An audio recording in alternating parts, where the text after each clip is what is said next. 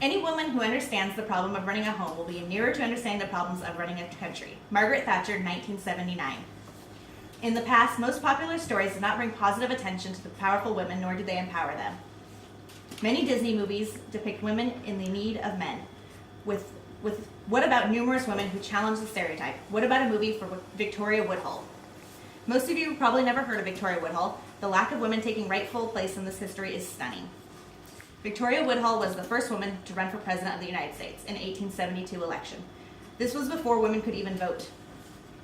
Victoria California Clayton was born September 23, 1838 in the rural town of Homer, Ohio. She was the seventh of 10 children born to Roxana Hummel Clayton and Reuben Buckman Clayton. Reuben was a snake oil salesman and con artist who deliberately burned the family gristmill to collect the insurance money. Victoria's mother was a dedicated follower of Austrian mystic Franz Mesmer and his new spiritual movement that Victoria would eventually follow. At 11 years old, Victoria left school with only 3 years of education. She never again pursued any formal education. Victoria believed she could communicate with the deceased and heal the sick. With her sister Tennessee, they worked as traveling mediums and in the healing arts, selling elixirs and alternative cures. At 15, Victoria was married to Canning Woodhull, and they had 2 children. Her husband was a womanizer and alcoholic, and Victoria was miserable. Her son Byron was born with a severe intellectual disability that she believed was from Canning's excessive drinking. Victoria divorced her husband. This was unheard of at the time. As a traveling clairvoyant, Victoria acquired a sizable fortune during the Civil War. It is rumored that her and her sister added $700,000 during the gold panic during 1869. This was an enormous amount of money for any woman, let alone to earn on their own. In 1870, Victoria earned the bulk of her wealth as the first female stockbroker to trade on the New York Stock Exchange. She partnered with Cornelius Vanderbilt and built the Wall Street brokerage firm that she operated with her sister. Dubbed the Queens of Finance and Bewitching Brokers, the sisters were subjects of dirty cartoons and sexy satire to label any outspoken and independent woman whom were not under control of men as wanton and sexually immoral. Victoria believed in free love, or in that the idea that a woman to have freedom to leave an unhappy or abusive marriage. She also believed in a relationship with the possibility of marriage or bearing of children, without the fear of labels or subjected to the government interference. This was during a time when women were still considered property of their husbands. This bound them to the men because of the stigma of divorce that would ruin their lives.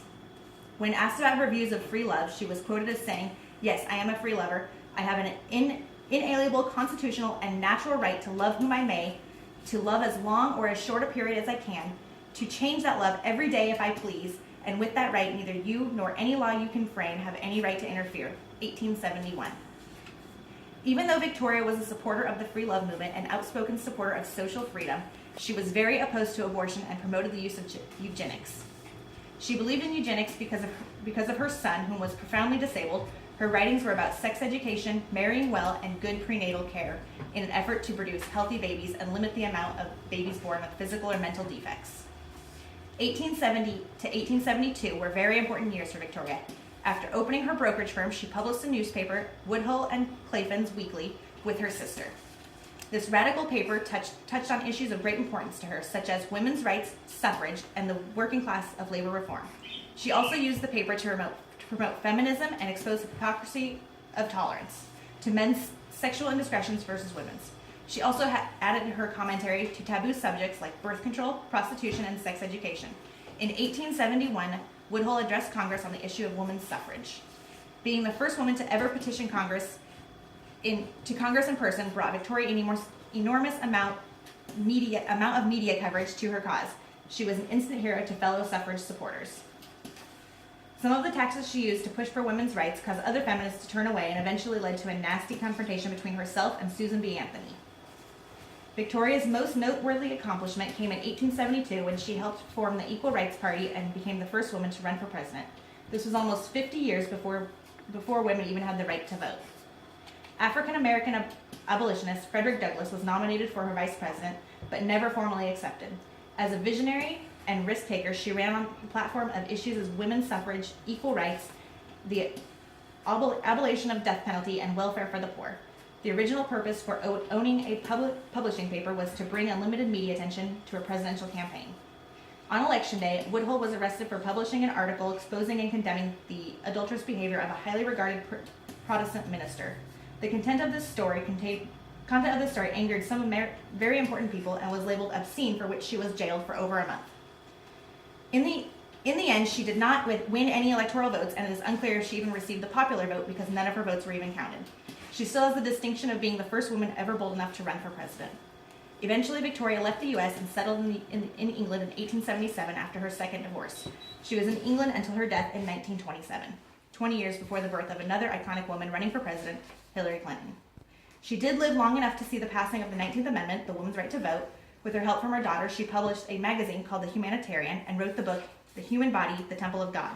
During her first public appearance at St. James Hall while giving a lecture based on the book, she met and found her husband and became Victoria Woodhull Martin.